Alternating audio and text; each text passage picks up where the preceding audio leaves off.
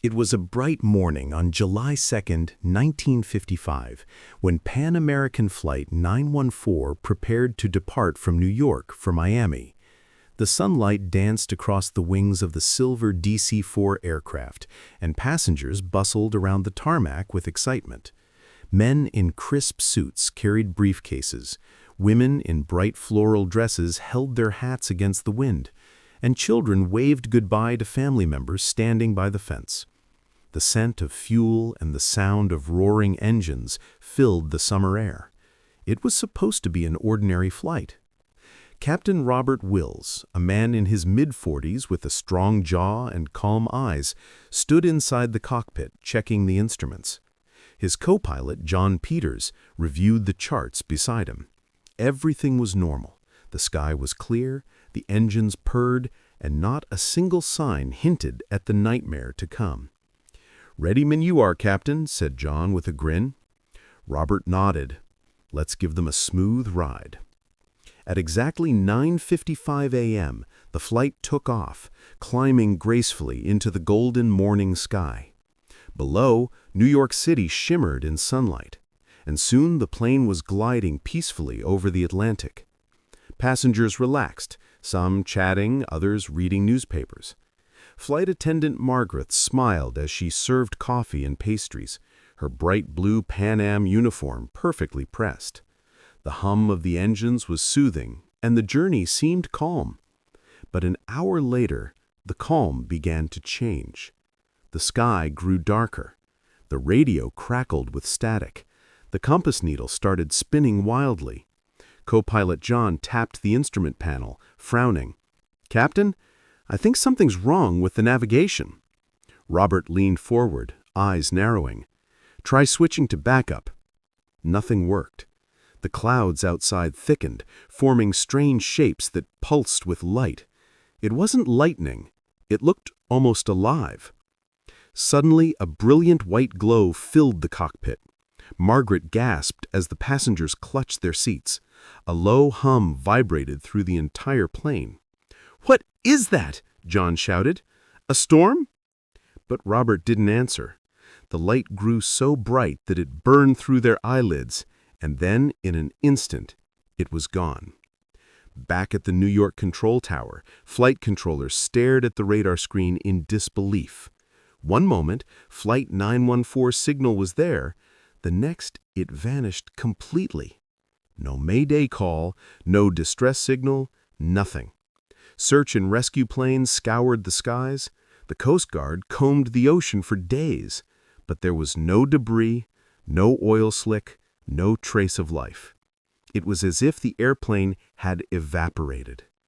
Families gathered at the airport, desperate for answers. Reporters filled the terminals with cameras and flashing bulbs. "Pan Am Flight 914 disappears over the Atlantic," the headlines read. Among the waiting crowd was Ellen Wills, the captain's wife.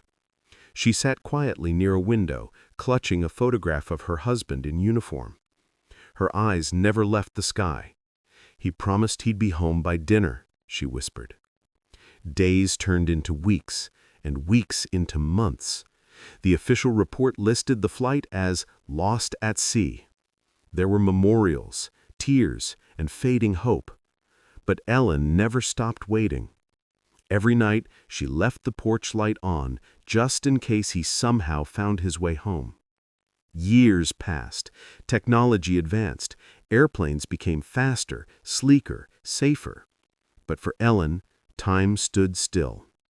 Every morning, she walked to her window and looked up, whispering, "Come home, Robert. Please come home."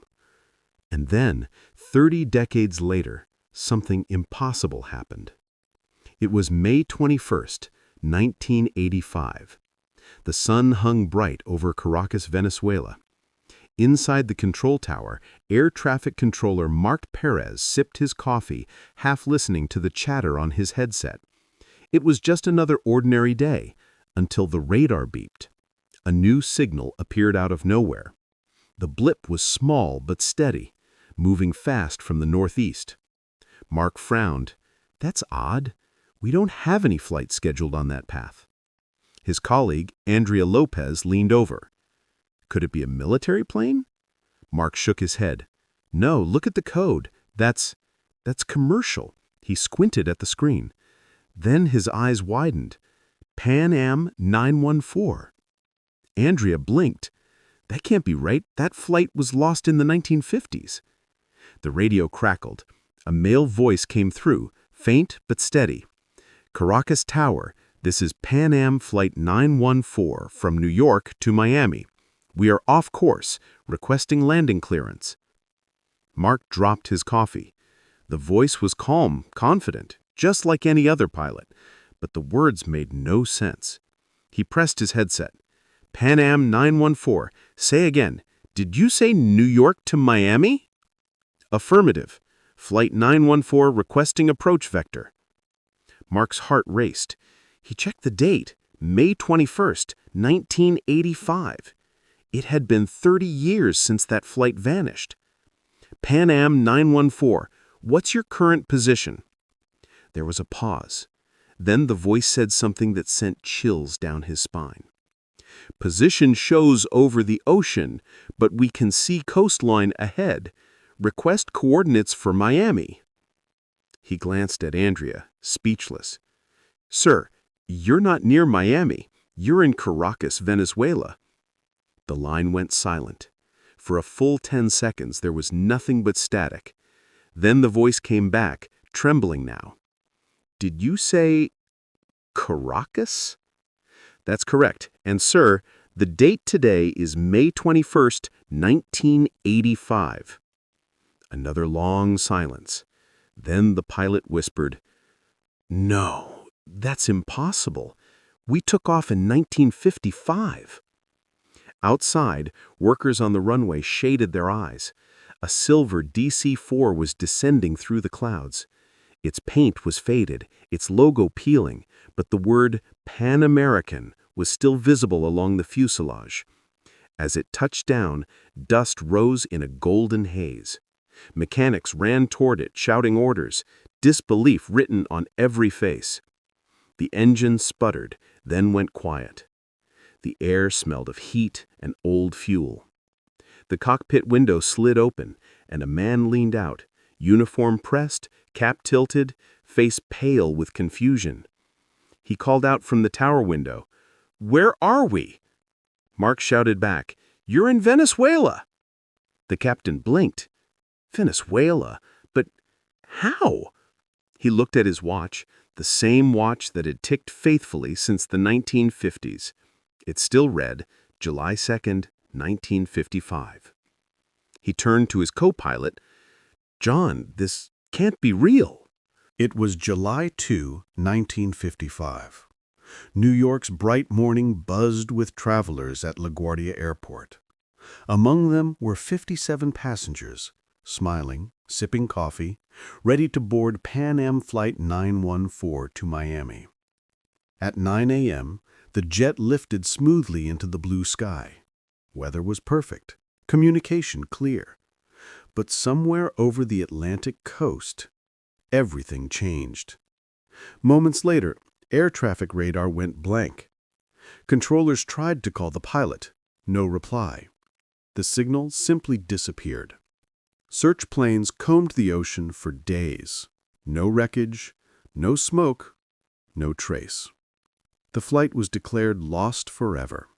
Families mourned. Years passed. Then, something impossible happened.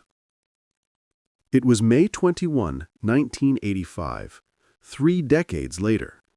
In Caracas, Venezuela, air traffic controller Juan de la Corte sat sipping coffee when his radar lit up with a strange blip. A plane had entered their airspace, but its transponder code was outdated, from the 1950s. He adjusted his headset. Unidentified aircraft, please identify yourself. Static crackled.